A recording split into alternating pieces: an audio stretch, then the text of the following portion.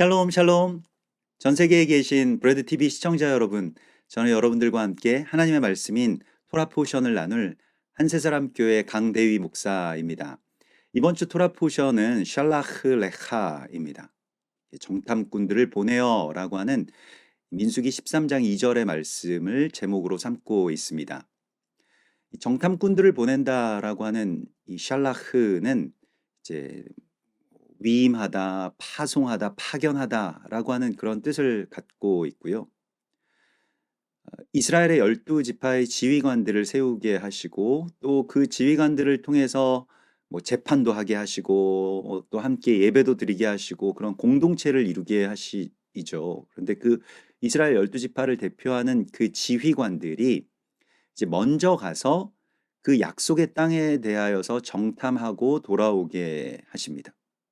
그러면서 그들이 그 약속의 땅에 대해서 어떻게 증언하는가라고 하는 것에 대한 이야기가 이번 한 주 동안 우리에게 주어지고 어쩌면 이 출애굽의 여정 가운데서 가장 큰 분기점이 되는 몇몇 사건 가운데 하나가 되겠고요. 또 그중에서도 가장 큰 분기점이 되는 것이 바로 이 정탐꾼들의 이 땅을 악평한 그런 사건인 것을 우리가 알게 되죠. 이스라엘 백성들이 이제 금방 가나안 땅에 들어갈 수 있었음에도 불구하고 40년 동안 한 세대가 들어가지 못하게 되는 그러한 일들이 일어나게 된 바로 그 결정적인 이 날이 되기 때문에 그렇습니다.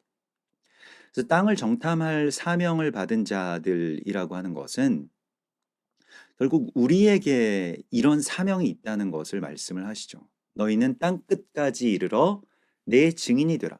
우리가 먼저 하나님의 나라를 본 사람들로서 또 하나님의 나라를 경험한 자들로서 그 땅에 대해서 증언해야 될 사명이 있고요. 사람들에 대하여서 하나님과 그 사람들 사이에서 증언해야 될 사명이 있는 자들이 바로 우리들입니다. 우리가 그 정탐꾼의 사명을 갖고 있다는 것이죠. 누가복음 6장 39절에 보면 너희가 소경이 되어서 소경을 인도할 수 있느냐라고 말씀을 하시면서 둘 다 이제 구덩이에 빠지지 않겠느냐라고 하나님 예수와께서 그렇게 걱정하시죠. 이스라엘의 12지휘관들이 만일 소경이 되어서 제대로 잘 보지 못한다라고 한다면 이스라엘 전체가 다 빠지게 됩니다. 그것을 우리에게 지금 말씀하시고 있는 것이죠.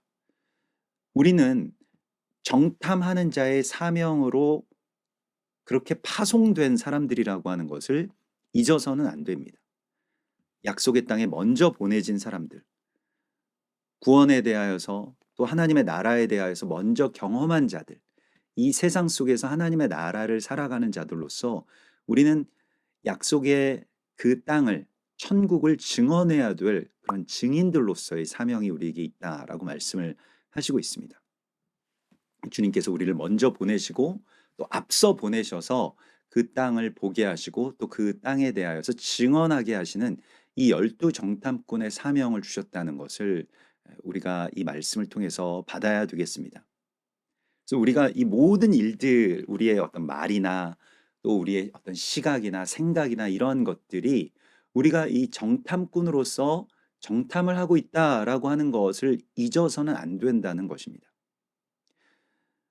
그래서 이 12지파에서 그 한 사람씩 다 정탐꾼들을 그렇게 보내게 되고요. 그 정탐꾼들을 보내었을 때 그곳에 그 뭐 12정탐꾼들의 이름이 쭉 다 민수기 13장에 나오게 되는데 그 정탐꾼들을 보내면서 여호수아가 이제 에브라임 지파의 여호수아를 보내는데 13장 16절에 보면 모세가 땅을 정탐하러 보는 자들의 이름이라라고 하면서 12명을 이렇게 쭉 다 나오고 그리고 마지막으로 한마디가 들어가 있습니다. 모세가 눈의 아들 호세아를 여호수아라 불렀더라 이렇게 되어 있습니다. 여기에 정탐의 비밀이 다 들어가 있어요. 그리고 답이 여기에 나와 있는 것입니다. 여기에 숨겨놓으신 하나님의 비밀이 있는 것이죠. 모세가 호세아라고 하는 한 청년을 보았을 때 호세아는 이제 구원자라고 하는 뜻입니다. 그 호세아 안에서 발견한 것이 바로 앞에 붙어져 있는 예라고 하는 단어입니다. 이게 뭐 여호와, 예슈아를 뜻하는 그 글자이죠. 그래서 그 안에서 여호와께서 예슈아께서 구원자이시다라고 해서 이제 예호쉐아 이렇게 되는 것입니다. 그 예호쉐아라고 하는 것이 결국에는 예수와께서 구원자이시다라고 하는 것을 발견해내는 것이고요. 또 어떤 면에서는 그 사람 안에서 예수와를 발견하는 일이 정탐이라고 하는 것을 우리에게 말씀하시고 있는 것입니다. 우리는 전에 그 이방 교회가 이스라엘에 대해서 갖고 있었던 생각은 그들을 개종시켜야 된다라고 하는 생각뿐이었습니다. 유대교는 잘못된 종교이고 잘못된 신앙이기 때문에 유대교인들을 빨리 개종시켜서 기독교인으로 바꾸어야 된다라고 하는 어떤 그런 생각을 갖고 있었죠. 그러나 우리가 지금 메시아닉이라고 부르는 그 유대인들, 믿는 유대인들이라고 부르는 사람들은 어떻습니까? 유대교인으로서 자신들이 기다렸던 메시아가 예슈아라고 하는 것을 발견한 사람들이죠. 그게 정탐입니다. 우리가 유대인들에게서 발견해내야 될 그 말이 또한 그 아름다움이 바로 예슈아의 형상인 것이죠. 또한 그것을 소망하고요. 그 소망의 관점으로 그들을 다시 바라보는 것, 그것이 땅의 정탐이라고 할 수가 있겠습니다. 결론적으로 땅에 대한 정탐은 결국 사람에 대한 정탐과 같은 것입니다. 왜냐하면 사람이 흙에서 나왔기 때문에 우리가 땅을 악평한다라고 하는 것과 사람에 대해서 비방한다라고 하는 것은 같은 일이라고 할 수가 있겠습니다. 이것으로 말미암아서 천국과 지옥이 갈리게 되는 것입니다. 하나님의 나라의 이 역사가 어떤 과정을 통해서 이루어지는지를 우리가 뭐 다 알 수는 없습니다만은, 그러나 성경에 나온 이 사건 가운데 있어서 정말 가장 중요하다라고 할 수 있는 것이 우리가 어떻게 증언하느냐에 따라서 결과가 완전히 달라진다는 것입니다. 정말로 천국과 지옥 사이를 왔다 갔다 하는 것이죠. 우리의 증언에 따라서요. 이것이 정탐이라고 하는 것입니다. 그래서 그 사람 안에서 예슈아를 발견하는 것, 호세아 안에서 예슈아를 발견해서 예슈아께서 메시아이심을 우리가 증언하고 또 그것을 믿게 될 이 유대인들에 대하여서 그들의 아름다움을 발견해내는 것, 이것이 우리의 정탐이라고 할 수가 있겠습니다. 이 정탐이 중요한 것은 우리가 그것을 보고 그렇게 선포하는 것에 따라서 결과가 바뀌기 때문에 그렇습니다. 이게 정탐이 왜 중요하냐면 약속의 땅이 하나님의 땅이 되게 하는 아주 결정적인 이 열쇠의 역할을 하기 때문에 그렇습니다. 사실 그 땅은 하나님의 땅이죠. 또 그 사람도 하나님의 사람이고 이스라엘도 유대인들도 다 하나님의 백성이고 하나님의 땅입니다.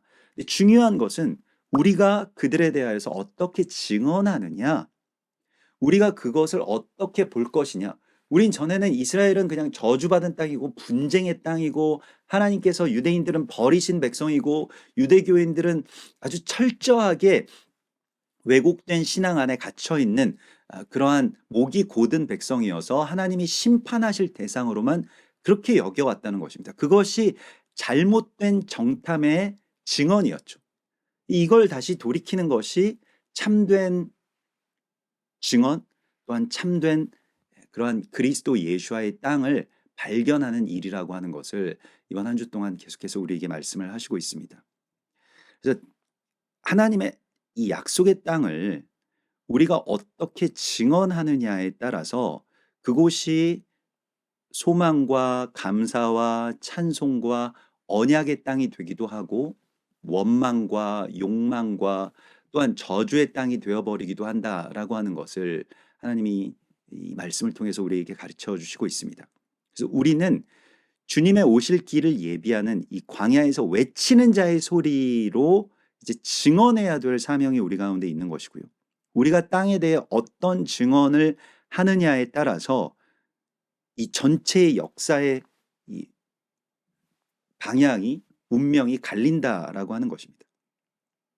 어디를 집중적으로 조명할 것이냐, 어떤 관점으로 그 백성과 그 땅을 바라볼 것이냐라고 하는 기로에 서 있다는 것이죠. 그래서 뭐 브래드 TV나 또 여러분들처럼 이스라엘 땅을 정말 사랑하고 그 땅의 언약을 발견하는 그러한 증인들이 있는가 하면 많은 경우에는 10명의 정탐꾼들처럼 그 땅을 저주받은 땅으로 또 그 땅을 욕망과 또 버려진 땅으로 그렇게 낙인 찍기도 하고 또 그렇게 증언하기도 하는 이 반유대주의가 일어나기도 하죠. 하나님께서는 오늘 우리에게 어떤 정탐을 하고 어떤 증언을 할 것이냐라고 하는 것에 대해서 묻고 계십니다. 그리고 여호수아와 갈렙이라고 하는 이 두 인물들의 증언과 왜 10명의 정탐꾼들의 증언이 갈릴 수밖에 없었는지를 우리에게 보여주시면서 우리가 여호수아와 갈렙 같은 그러한 증인들이 되기를 원하신다고 말씀을 하십니다. 그래서 정탐꾼들 파송할 때에 13장 20절에 보면 토지가 비옥한지 메마른지 나무가 있는지 없는지를 탐지하라. 그러면서 주신 말씀이 있어요. 담대하라. 또 그 땅에 실과를 가져오라 하니 그때는 포도가 처음 익을 즈미였더라. 정탐꾼들에게 요구되는 것이 있습니다. 그것이 바로 담대함입니다. 믿음의 반대는 그냥 불신앙이 아니라 두려움이죠. 하나님이 계시지 않기 때문에 두려워하게 되는 것이고 두려움은 인간의 본성입니다. 인간은 그 두려움을 기본 값으로 갖고 있어요. 그래서 앞날에 대해서 누구도 보장해 주지 못한다. 나의 하나님이 그런 것을 못하신다. 라고 하는 어떤 철저한 이 믿음의 부재 속에서 인간이 갖고 있는 인간의 하나님이 누구냐? 두려움 그 자체입니다. 우리가 하나님을 경외하는 것도 야레, 두려움이라고 쓰고 사람이 그냥 자기 자신의 이 앞날에 대하여서 막연한 두려움을 가지고 모든 것을 부정적으로 생각하면서 더 이상 나아가지 않으려고 하는 그러한 본성을 통해서 자기 자신을 지켜가려고 하는 것이 바로 이제 두려움이라고 하는 것이죠. 불신앙에서 나오는 이 두려움이야말로 우리에게 있어서 하나님의 나라를 지워버리는 그런 역할을 한다는 것을 이번 한 주 동안 우리가 배우게 됩니다. 그래서 그 땅에 들어가서 정탐하기 위해서 우리에게 필요한 것이 바로 두려워하지 말라. 담대하라. 그래서 하자크라고 하는 이 담대하라고 하는 말은요. 그냥 막연한 자신감을 갖는 게 아니라 하자크는 이걸 무언가에 단단하게 고정시켜서 묶는다라고 하는 그런 뜻을 갖고 있습니다. 그래서 우리가 하나님께 우리 주님께 아주 단단하게 이렇게 그 붙들어 매어져 있는 것이 우리가 두려워하지 않을 수 있는 이유라고 하는 것을 말씀을 하시죠. 안전벨트 없이 롤러코스터를 탄다면 정말 무서울 것입니다. 그러나 안전장치가 다 되어 있고 또 모든 것들이 다 그렇게 안전하게 다 붙들어 매어진 어떤 보장된 롤러코스터를 탄다면 놀이공원에서요. 그러면 그 스릴을 즐길 것입니다. 기뻐하면서 그걸 막 정말 줄 서서 기다렸다가 타고 나서 또 타고 뭐 이런 것들을 우리가 이제 이 롤러코스터 좋아하시는 분들은 뭐 그렇게 타시기도 하죠. 거기에 중요한 것은 안전장치, 그러니까 붙들어 매어져 있느냐 아니냐라고 하는 것입니다. 거기에서 완전히 갈리죠. 정말 하나님의 나라의 이 모든 일들을 즐거워하면서 기뻐하면서 그리고 약속의 땅의 그 모든 것들을 정말 감사함으로 그 아름다움을 발견하는 것과 또 그렇지 않은 것 사이에 어떤 큰 기로에 우리가 서 있다라고 하는 것을 말씀을 하시고 있습니다. 그래서 이스라엘 백성들이 이 바란 광야에서 12 정탐꾼들을 파송하고요. 이게 토라 포션이 지금 이제 우리에게 이 말씀하시고 있는 이 토라 포션의 말씀이 이 주로 이 실제적인 어떤 그 절기나 또 실제적인 그 기간과 아주 절묘하게 일치해 가는 것을 보게 되는데요. 이번 해에도 우리가 뭐 6월 한 27일 경에서부터 이제 이 7월 15일 그 사이가 이제 이스라엘 백성들이 12 정탐꾼들이 땅을 정탐한 그런 정탐 기간 40일간의 정탐 기간이라고 할 수가 있겠습니다. 그래서 그러한 기간과 이게 맞물려서 항상 이 토라 포션이 주어지고 실은 이스라엘 역사에서 가장 중요한 어, 그 날이라고 할 수 있는 이 아부월 9일의 이야기가 펼쳐지는 그러한 그 역사적인 배경이 됩니다. 우리가 조금 이따가 나눌 것이고요. 이스라엘 백성들이 그래서 이 바란이라고 하는 곳에서 12명의 정탐꾼을 파송을 하고 12명의 정탐꾼들이 어디로 가게 되냐면 주로 어디를 정탐하게 되냐면 헤브론을 정탐하게 됩니다. 그래서 헤브론에서 열매를 가져오게 되는 것이고요. 13장 22절을 보면 또 네겝으로 올라가서 헤브론에 이르렀으니, 그러니까 이 네겝 사막을 지나서 헤브론으로 올라갔는데 헤브론은 애굽 소안보다 7년 전에 세운 곳이라 그곳에 아낙 자손 아히만과 세세와 달메가 있었더라. 이렇게 헤브론이라고 하는 곳에 대한 이 지명과 또 그 지역의 의미에 대하여서 이렇게 말씀을 하고 있습니다. 약간은 좀 그 어떤 비밀한 코드들이 있죠.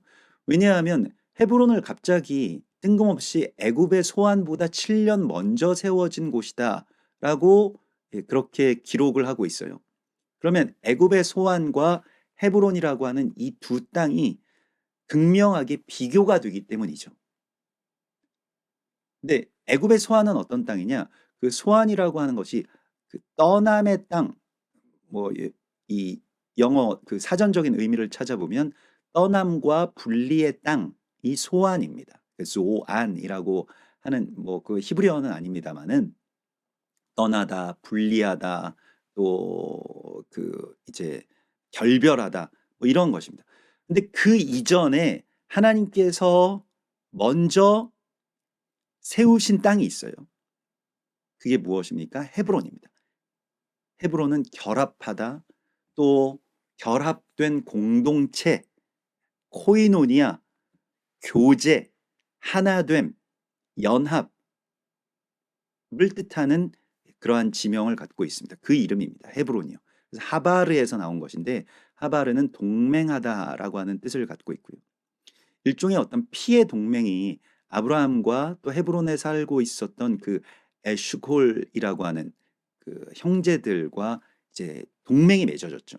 그래서 그들이 정말로 혈맹을 맺고 함께 전쟁에 나아가서 약속의 땅을 함께 지켜내는 그러한 장면들을 우리가 보게 되고요. 당시에는 좀 그 이 아브라함이 이방인이었고 헤브론에 원래 살고 있었던 원주민인 에스골 형제들이 이제 말하자면 본토인이었죠. 그래서 서로 연합해서 그 땅을 지켜내는 그러한 장면을 우리가 이제 창세기에서 보게 되는데 바로 그 헤브론에 이스라엘 정탐꾼들이 들어가게 됩니다. 그리고 그곳을 누가 지키고 있냐? 그 연합을 막기 위해서 아낙 자손들이 그 땅을 지키고 있었다라고 되어 있습니다. 아낙 자손들이요. 아낙은 그 질식하게 하는, 목을 조르다라고 하는 그런 뜻입니다. 그래서 아낙이라고 하는 것이 목을 그 이 조르는 이 목걸이, 목 조르기에 뭐 이런 그 뜻을 갖고 있는데요. 목을 조르게 되면 숨을 쉴 수가 없고 질식해서 이제 사망에 이르게 되는 것이죠. 근데 목이라고 하는 것이 이제 머리와 몸을 연결하는 어떤 그런 그 연결점이고요. 또 이스라엘이 하나님의 제사장 백성으로서 제사장 나라로서 그렇게 하나님께서 세우셨을 때 하나님과 온 열방의 백성들을 또한 이어주는 그러한 목의 역할을 하게 되죠. 근데 그 목을 조르는 것이 무엇입니까? 결국에는 이 분열을 통해서 이스라엘에 대한 일종의 반유대주의라고 할까요?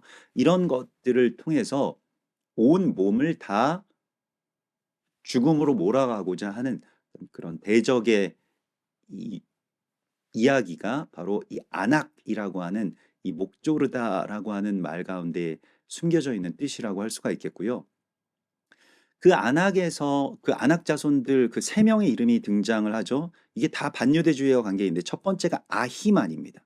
우연의 일치인지 모르겠습니다만 나중에 뭐 예루살렘의 아히히만이라고 해서 그 이 독일 그러한 이 군대 이 지휘관이 이제 이 유대인들을 얼마나 많이 학살하고 또 그 학살한 그 아이만을 데려다가 재판하는 그런 과정들을 쭉 이 쓴 책도 여러분들 아실 것입니다. 근데 여기서 뭐 발음이 비슷하기도 하고 또 의미가 무엇이냐라고 한다면 아히만이라고 하는 이 이름의 의미는 몫을 나눠야 하는 형제를 말합니다. 그러니까 상속받을 몫이 있는데 그 몫을 저 형제 때문에 나눠야 되는 거예요. 내가 혼자서 다 받지 못하고. 이게 무엇입니까? 이게 이제 유대인들에 대해서 유럽 사회가 갖고 있었던 반유대주의의 근원입니다. 무엇입니까? 스페인이든 영국이든 뭐 네덜란드든 다 유대인들이 들어와서 살면 그 나라가 세계 최강국이 됐거든요. 뭐 지금 미국처럼요. 근데 점점 이제 그곳에 살던 본토인들이 아니 유대인들이 우리가 가져야 될 이 부의 이 대부분을 차지하고 있어. 우리 몫을 빼앗아가. 그래서 몫을 나눠야 되는 형제. 그 다른 말로는 정말 미워 죽겠는 형제를 말하죠. 그러니까 내 몫을 빼앗아가는 형제라고 생각을 했다는 것입니다. 그래서 어떻게 합니까? 항상 유대인들에 대한 추방령이 내려지게 되고요. 그 추방령이 내려지는 것과 이번 주에 정탐꾼들이 돌아온 바로 그 아부월 9일이 항상 일치합니다. 나중에 우리가 좀 더 정확한 이 날짜의 숫자들을 좀 나누겠는데요. 아무튼 그렇게 된다는 것이죠. 그래서 반유대주의의 하나의 어떤 축이 바로 내 몫을 저들이 빼앗아갔다라고 하는 어떤 상대적인 박탈감 또 욕망을 내가 혼자 독식해야 되겠는데 내 걸 빼앗아가는 어떤 그런 대상으로서 유대인들을 바라보는 것. 그것이 이제 안악자손의 첫 번째 이름이고요. 반유대주의라고 할 수가 있겠습니다. 이것이요. 그다음에 그 두 번째가 무엇이냐면 셋세인데요. 이것은 이제 뭐 한국이나 우리들 같은 이제 좀 더 관계없는 사람들이 가졌던 생각과 연결되는데 셋세라고 하는 이름은 그냥 희끄무리한 이런 뜻을 갖고 있습니다. 그러니까 무존재, 희미하고 무관심한 의미 없는 존재들로 여기는 것입니다. 우리가 그랬죠. 유대인들이랑 특별히 어떤 그런 몫에 대한 이해관계가 별로 없지 않습니까? 우리는 뭐 특별히 유대인들이 우리나라에 들어와서 산 적도 없고 특별히 뭐 어디에서 무슨 어떤 거래 관계로 그렇게 이 접촉된 그 어떤 역사적인 그런 배경들이 없기 때문에 그냥 무관심한 것이죠. 그들이 뭐 어떻게 되든 말든 나랑 무슨 상관이냐? 유대인들은 유대인들이 뿐이고 멸망했으면 멸망한 거고 나라를 세웠으면 나라를 세운 거고 분쟁을 하면 분쟁을 하는 거고 내 삶이 중요하지 유대인들이 뭘 중요하냐 이런 것입니다. 이 무관심이라고 하는 것도 일종의 반유대주의라고 할 수가 있겠습니다. 결국 이 무관심이든 아니면 그들을 미워하는 내 몫을 빼앗아갔다라고 원수 삼는 그러한 일이든 다 어디에서부터 이것이 발원하냐면 자기 욕망에서부터 발원한다는 것입니다. 내가 중심이 되었을 때에 유대인들은 무가치하고 무관심한 존재가 되어버립니다. 언약이 별로 상관이 없게 되는 것이죠. 우리가 이 원유맨의 언약 가운데로 들어오고 교회가 또 성도들이 이 원유맨을 향해서 나아가고 한 세 사람을 이루기 위해서 꿈꾸고 하는 것은 자기 중심적인 세계에서 빠져나왔을 때에 일어나는 일들입니다. 하나님의 나라, 예수와께서 다시 오심, 하나님의 나라가 회복되고 이러한 것들이 내 삶에서 내가 뭘 먹냐, 뭘 갖냐, 뭘 입냐, 무엇을 하냐, 마냐 이런 것들을 빠져나왔을 때에 그런 자기 중심의 애굽에서 빠져나왔을 때에 그 언약을 소망하게 되고 꿈꾸게 되고 비로소 전에는 무관심했던 유대인들이 우리가 쎄쎄처럼 그냥 유대인들 뭐 쎄쎄 그냥 무관심해 그렇게 생각했던 것에서 돌이켜서 이제 유대인들은 어떻게 살고 있지? 유대인들이 요즘에 어떻지? 유대인들에게 지금 어떤 기도 제목이 있지? 이런 것들에 대해서 관심을 기울이게 된다는 것입니다. 여러분들이 지금 브레드 TV를 시청하시는 것처럼요. 그래서 우리가 함께 연합하고 함께 세워져 가야 될 존재들이라고 하는 것을 깨닫는 것이 우리의 정탐에 있어서 굉장히 중요한 일이라고 하는 것입니다. 무관심에서 돌이키라고 말씀을 하시죠. 이 안악 자손이 되지 않는 것이 이제 우리에게 중요한 것이고요. 마지막으로 이제 세 번째의 그 안악 자손의 이름이 달메죠. 달메는 벽을 만드는 자, 뭐 축대나 벽, 뭐 고랑을 세우는 자, 그러니까 이 토둔을 세우고 벽을 세우는 자를 말하는 것입니다. 분리의 벽을 세워가는 것이죠. 그냥 단절시켜 버리고 관계없이 만들고 또 관계없는 것이 속편한 것이다. 이렇게 생각하게끔 만드는 그러한 분리주의자라고 할 수가 있겠습니다. 이들이 다 연합의 땅인 헤브론을 점령해서 목을 조르고 있는 자들인 것입니다. 굉장히 강력한 자들이 지금 들어가 있는 것이고요. 굉장히 악질적인 대적이 그 자리를 지키고 있는 것입니다. 이게 원유맨의 성이라고 할 수 있는, 원유맨의 땅이라고 할 수 있는, 이 아브라함이 처음 가서 장막을 치고 함께 연합함으로써 땅의 회복을 시작했던 그 헤브론이라고 하는 땅의 이야기입니다.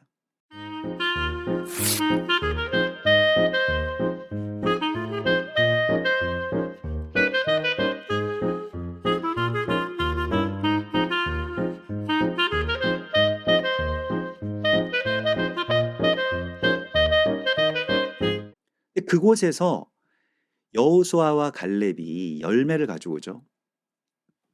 뭐 여호수아와 갈렙이라고 특정 그렇게 명칭이 되어 있지 않습니다만은 아마도 그럴 것이라고 우리가 생각을 하는데, 다른 정탐꾼들은 뭐 그런 것들에 대해서 관심도 없었고 그냥 안악 자손들이 얼마나 크냐, 뭐 성읍이 얼마나 높으냐 이런 것들에만 관심이 있었고 거기에 두려움에 빠져서 허우적거리고 있었으니까요.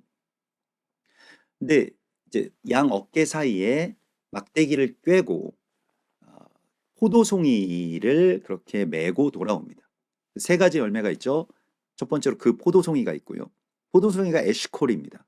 포도는 항상 뭐 포도원, 포도송이 이런 것들은 이제 그 교회를 상징하죠. 아가서에서도 보면 그 신부가 이렇게 말하지 않습니까? 내가 나의 포도원을 지키지 못하였구나. 아가서 1장 6절에요.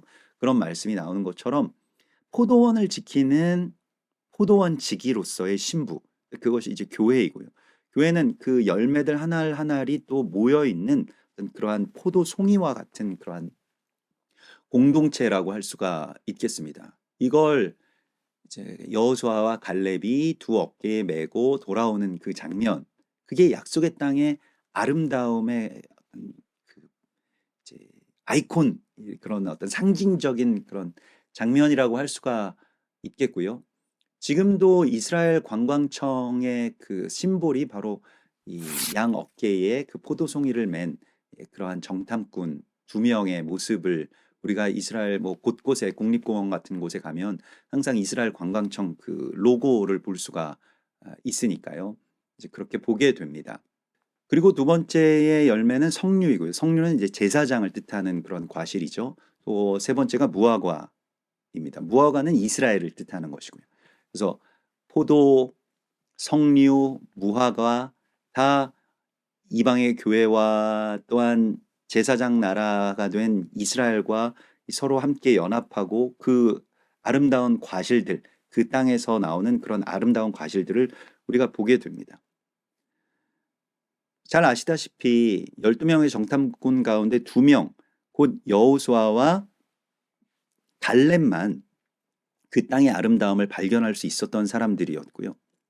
여호수아는 아까 전에 나누었던 것과 같이 예수아께서 구원자이시다라고 하는 예수아의 이름 자체가 여호수아이죠.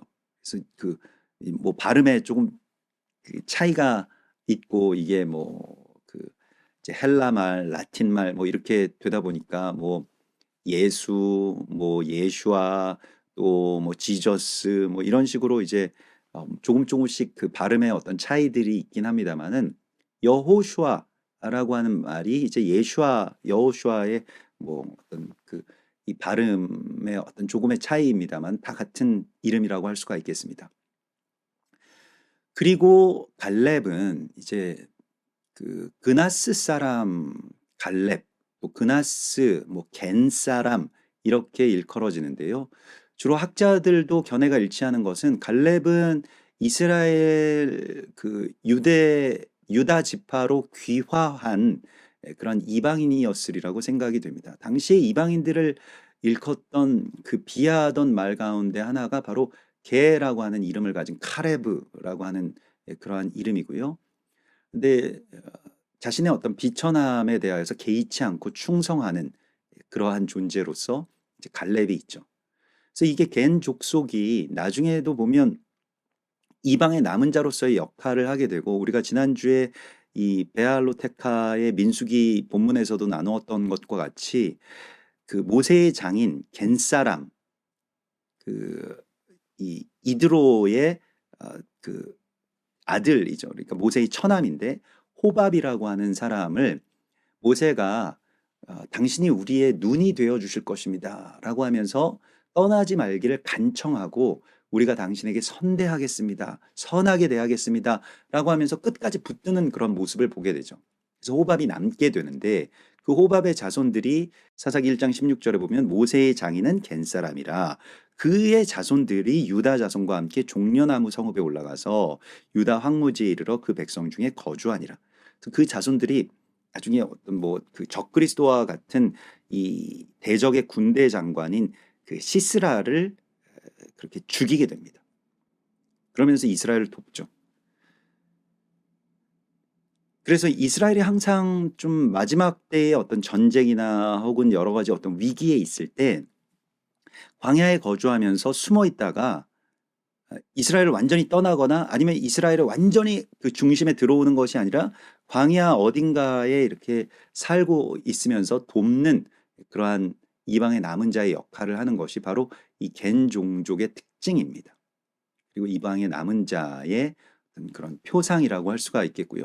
이 겐 족속은 아마도 그 에돔, 그러니까 이 야곱의 형제인 그 에돔 사람 계통이라고 그렇게 이 추정이 됩니다. 역대상 2장에 보면 이 야베스에 살던 서기관 종족에 대한 이야기가 나옵니다. 이게 다 레갑 가문의 조상 함마색에서 나온 겐 종족이더라. 야베스에 서기관 종족이 살게 되고요. 그 서기관이라고 하는 사람들은 말씀을 필사하고 봉인하는 사람들이었습니다. 뭐 에세네파의 뭐 쿰란 사본이나 뭐 사해 사본 뭐 이런 것들이 다 이제 그런 서기관들에 의해서 이스라엘이 어떤 이 멸망할 위기가 되었을 때에 마지막 때가 되었을 때 그 이 이방의 서기관들이 이 말씀을 아주 정말 필사적으로 한 글자 한 글자 다 새기고 또 그것을 어딘가에 간직해서 말씀을 끝까지 지키려고 하죠. 이게 말씀을 맡은 자들인 유대인들을 돕는 또 서기관의 역할이었습니다. 야베스의 뭐 그러한 그 이야기가 이제 이 역대상 2장에도 나오게 되고요. 또 예레미야 35장에 보면 레갑 가문의 이야기, 그 레갑 가문의 선조 요나답에 의해서 명령한 하나님의 계명과 율법을 끝까지 지키고 있는 이 레갑 사람들에 대하여서 여호와께서 이렇게 말씀하시죠. 예레미야 선지자의 입을 통해서 내 앞에서 레갑 사람이 영원히 끊어지지 아니하리라. 이게 다 어디에서 나온 이야기냐? 호밥 또 겐 사람, 이러한 그 이방의 남은 자들, 또 이스라엘과 합력하는 그러한 이방인들의 이야기라고 할 수가 있겠습니다. 그 중에서도 갈렙이 12 지휘관들 가운데 하나로 세워지고 또 역설적이게도 유다 지파를 대표하는 그러한 지휘관으로 세워졌다라고 하는 것이 정말로 큰 복이죠. 자, 이것이 전에 우리가 지난주에 만났던 것과 같이 이스라엘의 눈이 되어줄 자들이 누구냐라고 할 때에 그들에게 그 눈이라고 하는 것, 그 빛을 비추어주고 빛을 밝혀줄 그 사명자들이 누구냐? 그게 이방의 남은 자들인 우리라고 하는 것을 하나님 말씀하시고 있는 것입니다. 그래서 오늘 우리에게 이러한 이방의 남은 자들로서의 증인이 되는 것, 그게 이제 갈렙의 사명이고 또 여호수아의 사명이라고 하는 것을 보게 되죠. 그런데 땅에 대해서 악평하는 사람들은 어떻습니까?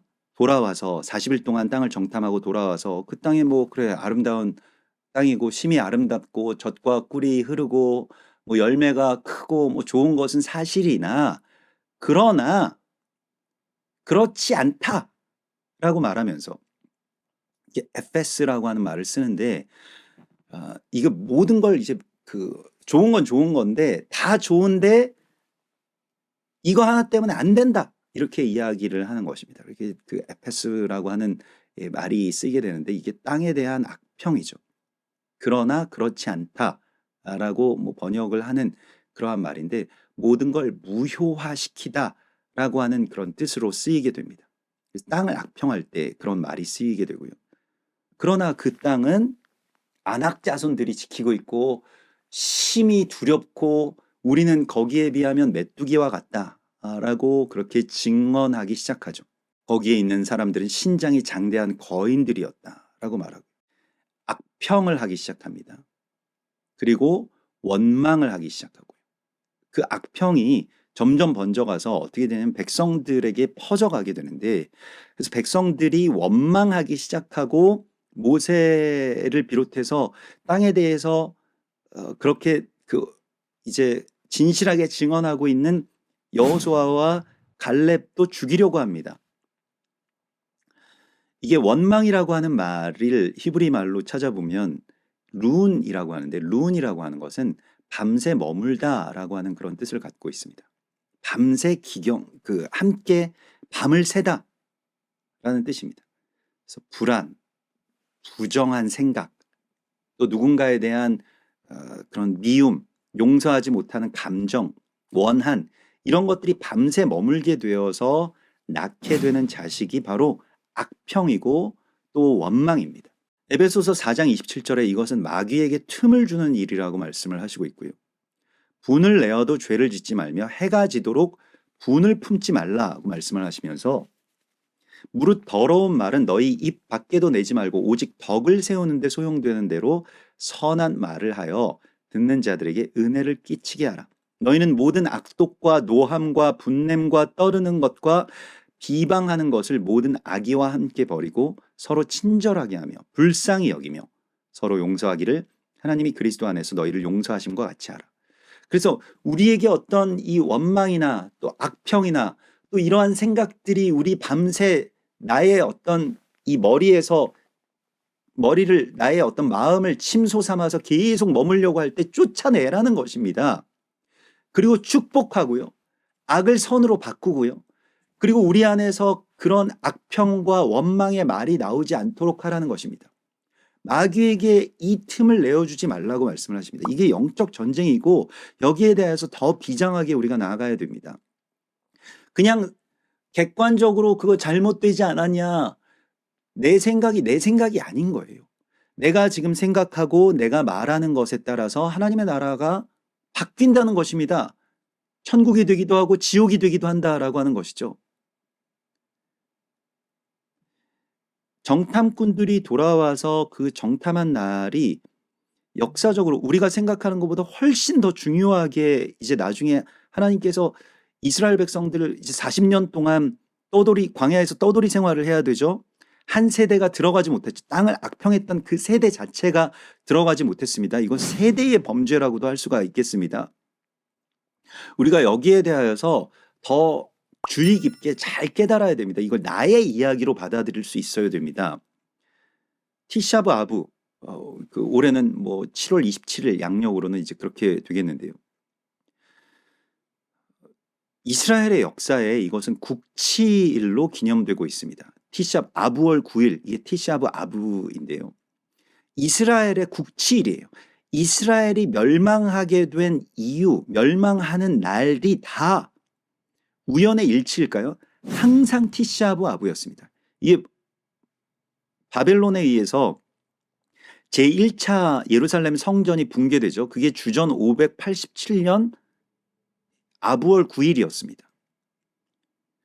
근데 주후 70년에 2차 성전이 이제 헤롯 성전 붕괴되는 로마에 의해서 무너지게 된 때도 아부월 9일이었습니다. 정확하게 1차 성전과 2차 성전이 무너진 그 날이 서로 뭐 로마랑 바벨론이 그렇게 날짜를 맞출 수 있습니까? 못 맞추죠. 600년 넘게 차이가 나는 그 역사에서 날짜가 정확하게 일치합니다. 아부월 9일. 135년에 바르코크바 혁명이 실패해서 유대인들이 이 가나안 땅에서 굉장히 많이 학살당했는데 그때도 바로 아부월 9일이었고요. 예루살렘에서 유대인들이 다 추방당합니다. 1195년에 우르반 2세에 의해서 십자군 전쟁의 원정이 시작되고 유대인들이 굉장히 많이 학살당합니다. 그게 다 아부월 9일에 시작된 일입니다. 1242년에 유럽 사회에서 반유대주의가 막 들끓게 되고 유대인들의 토라와 탈무드가 태워지게 된 날이 바로 아부월 9일입니다. 1290년에 영국 유대인들을 에드워드 1세가 추방시킨 날이 아부월 9일입니다. 1492년에 스페인에서 유대인들이 추방된 날이 아부월 9일입니다. 1914년에 세계 제1차 대전이 일어나고 많은 유대인들이 여기에 연루돼서 죽어갔던 것이 아부월 9일입니다. 1941년 8월 2일 히틀러가 독일 의회에 최종 해결이라고 하는 유대인 학살책을 통과시킨 그 날이 바로 아부월 9일입니다. 1972년 7월 23일 스페인 바르샤바에 있는 유대인 공동체 게토에서 유대인들이 대량 추방되고 학살됐던 날이 바로 아부월 9일입니다. 1994년 아르헨티나의 부에노스아이레스에 있는 유대인 회당에서 폭탄 테러가 벌어지고 유대인들 85명이 죽은 날도 아부월 9일입니다. 계속 이런 일이 반복돼서 일어나게 되고 아부월 9일이 되면 그래서 저도 이스라엘에 처음 들어갔을 때가 아부월 9일이었는데요. 그때 예루살렘 통곡의 벽에 가니까 정말 유대인들이 통곡하면서 거기 이 통곡의 벽 앞에 모여서 검은 상복을 입고 기도하는 모습을 보았습니다. 그리고 뭐 아주 긴장감도 높았고요.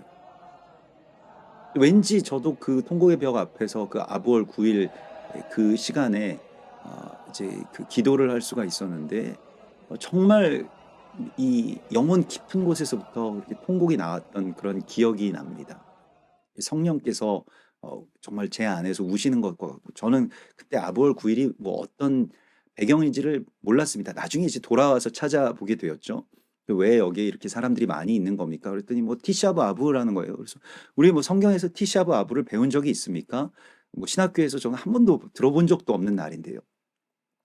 뭐 유월절이나 오순절 정도는 그래도 알았습니다만은 티샤브 아부는 처음 알았던 거죠. 그런데 거기에 들어가서 그렇게 그것을 목격하고 나니까 이게 이스라엘이 나라를 빼앗긴 날이고 이 땅을 악평한 그 결과가 결국 계속 이런 일들이 벌어지게 하는 것이구나. 또 이것은 그러면 유대인들만의 국치일일까요? 그렇지 않습니다. 우리의 치욕의 날이라는 것입니다. 이방인들에 의해서 이스라엘 그 약속의 땅과 그 언약의 백성들이 부정되고 그 저주를 이방의 교회들이 뒤집어 쓰게 되는 그러한 날이 또한 아부월 9일이라는 것입니다. 기독교의 이름으로 유대인들을 저주하고 학살했던 날이 바로 아부월 9일이기 때문에 우리에게도 이거 우리와 상관없는 날이다가 아니라 이스라엘만의 어떤 국치일이 아니다. 국치일이 아니고 우리의 어떤 그러한 이 치욕의 날인 것을 우리가 알고 돌이켜야 됩니다. 우리도 회개해야 된다는 것이죠. 자기 중심적인 생각에 머물러서 이스라엘을 저주하는 대상으로 그렇게 정말 사탄의 수하처럼 그렇게 전락해버린 이 교회가 다시 회복되어야 되지 않겠습니까? 어떻게 마귀가 교회를 통해서 유대인들을 죽일 수 있었을까요? 너무 끔찍한 이야기 아닙니까? 우리가 하나 되고 헤브론의 그 연합을 이루고 형제가 함께 연합하고 그리스도 예수와를 왕으로 모시는 이 몸의 연합이 완전하게 회복되는 것을 막기 위해서 대적이 했던 그 끔찍한 일들에 교회가 다 동원됐다는 것이죠. 십자군, 뭐 나치, 이 모든 반유대주의가 그 중심에는 교회가 서 있었던 것을 우리가 똑똑히 알고 있습니다. 그리고 여기에 대해서 우리도 치욕스럽게 여길 수 있어야 됩니다. 치욕을 잃어버리면 회복을 할 수가 없기 때문입니다.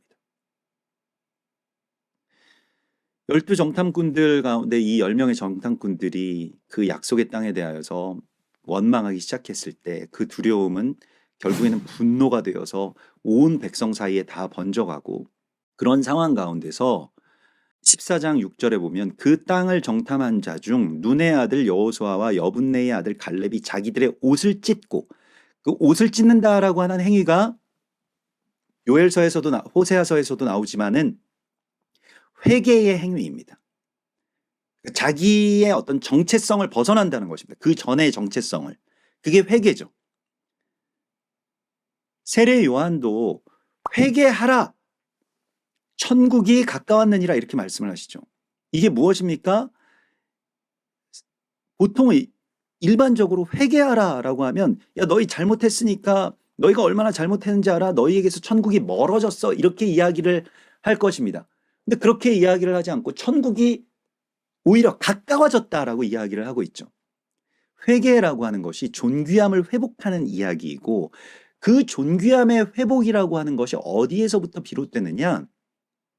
그 사람 안에서 하나님의 소망을 발견하는 일에서부터 시작이 된다는 것입니다. 그래서 세례 요한은 모든 사람들이 다 포기했던 죄인, 세리, 창기들, 로마 군인들, 이런 사람들에게 당신들에게 하나님의 나라가 멀지 않다, 가까이 왔다, 예수와께서 가까이 오셨다, 그렇기 때문에 존귀함을 회복하라고 선포할 수 있었던 것이죠. 이게 회개입니다. 회개라고 하는 것은, 우리의 회개, 우리의 돌이킴이라고 하는 것은 그 사람의 존귀함을, 그 땅의 아름다움을 발견해내는 이 시각을 회복하는 것이라고 할 수가 있겠습니다. 그래서 14장 7절에 이스라엘 자손의 온 회중에게 여호수아와 갈렙이 선포합니다. 우리가 두루 다니며 정탐한 땅은 심히 아름다운 땅이라. 그곳의 아름다움을 그들이 발견하고, 거기다 아름다운 땅입니다. 이게 사람에 대해서나 약속의 땅에 대해서나 이스라엘에 대해서나 또 우리의 동역자들에 대해서나 교회에 대해서나 목회자들에 대해서나 다른 모든 사람들이나 나라에 대해서도 마찬가지고, 그 아름다움을 발견할 것이냐, 아니면 거기에 가장 어렵고 가장 잘못되어 있는 것들을 집어낼 것이냐라고 하는 것이 정탐꾼들의 이야기이고, 이 정탐이라고 하는 것은 일종의 선택을 말하는 것입니다. 기억도 마찬가지고 정탐도 마찬가지고 예언도 마찬가지고 다 일종의 선택인 것이죠. 안 좋은 것, 상황, 사실, 팩트, 이런 것들을 넘어서는 하나님의 약속, 또 하나님께 소망을 두는 그 이야기들을 통해서 우리가 정탐할 때에 결과가 완전히 뒤바뀌게 되는 것입니다. 그래서 아름다움을 발견할 수 있는 그 눈을 달라고 우리가 주님께 기도해야 되고요. 자, 원망이라고 하는 것도 밤새 경야하고 밤새 함께 하기 때문에 원망이 터져 나오는 것, 그 룬이라고 하는 단어를 아까 전에 보았죠. 시편 16편 6절에 보면 내게 줄로 재어준 구역은 아름다운 곳에 있으며 나의 기업이 실로 아름답도다. 근데 여기서 실로 아름답도다라고 말하면서 나를 훈계하신 여호와를 송축할지라. 밤마다 내 양심이 나를 교훈하도다. 밤마다 하나님이 나와 함께 하셔서 생각을 바꿔주신다는 거예요. 불안하죠. 물론 겁나죠. 사람이니까. 우리가 다 두렵죠. 그러나 하나님이 함께 하시고 생각을 밤마다 바꿔주실 때 어떤 일들이 일어납니까? 역전이 일어나는 것입니다. 그 두려움을 이기고 삼키는 아름다움과 기쁨이 그것을 넘어서는 그런 순간이 온다는 것입니다. 그래서 주께서 시편 16편 11절에 보면 생명의 길을 내게 보이시리니 주의 앞에는 충만한 기쁨이 있고 주의 오른쪽에는 영원한 즐거움이 있느니라. 이걸 보는 거예요. 현실의 상황을 보는 게 아니라 객관적으로 우리에게 보라고 말씀을 하시지 않습니다. 거기에서 예수와를 찾아내는 것입니다. 지금 상황은, 현실은 좋지 않지만 그럼에도 불구하고 주님께서 오셔서 행하실 일들, 하나님께서 그 언약대로 행하실 그 일들에 대하여서 기대하고 소망하는 마음으로 나아가라고 말씀을 하시고 있습니다. 소망이 없기 때문에 두려움이 생기게 됩니다. 두려움은 인간의 본성이고요. 사람은 그렇게 하나님 없이 사는 법을 고안해냈습니다. 그게 두려움이죠. 우리의 하나님을 두려움으로 세웠다는 거예요. 그래서 모든 것들에 대해서 일단 기본적으로 두렵게 만듭니다. 야, 그거 안 돼. 그거 무서워. 그거 아마 안 될 거야. 그러면서 자기 자신을 지켜오려고 했다라고 하는 것이죠. 이게 하나님 없는 사람들의 특징이고 뭐 특징이라기보다는 본성이라고 할 수가 있겠습니다. 그러나 상황이 현실이 좋지 않은 것은 사실이지만 그럼에도 불구하고 하나님께서 하실 일들에 대해서 소망을 두는 것이 바로 신부의 단장입니다. 그래서 바란 광야에서 12 정탐꾼들을 보냈다라고 할 때 그 바란이라고 하는 곳이 신부가 단장하다라고 하는 그런 뜻이고요. 베드로전서 3장에 보면 너희의 단장은 머리를 꾸미고 금을 차고 아름다운 옷을 입는 외모로 하지 말고 오직 마음에 숨은 사람을 온유하고 안정한 심령에 썩지 아니할 것으로 하라. 이는 하나님 앞에 갇힌 것이니라. 숨은 사람을 찾아내는 것이고 숨은 사람이 누구냐면 예수아이시죠. 그래서 전에 하나님께 소망을 두었던 거룩한 부녀들도 이와 같이 자기 남편에게 순종함으로 자기를 단장하였다라고 말하고 있습니다. 자기 남편에게 순종하는 것, 남편이 믿음직스러워서 순종할 수 있는 게 아니고요. 남편 안에 계신 하나님을 발견했을 때 순종했다라고 하는 것입니다. 가나안 땅이 객관적으로 좋아 보여서 우리 다 들어갈 수 있습니다. 그곳은 심히 아름다운 땅입니다. 라고 증언했던 것이 아니고요. 그 안에서 예수아를 발견했기 때문에 그 아름다운 증언을 할 수 있었다는 것입니다. 이 증언이 결과를 바꿉니다. 하나님의 나라와 지옥의 사이에 우리의 증언이 있습니다. 우리가 어떻게 증언할 것이냐.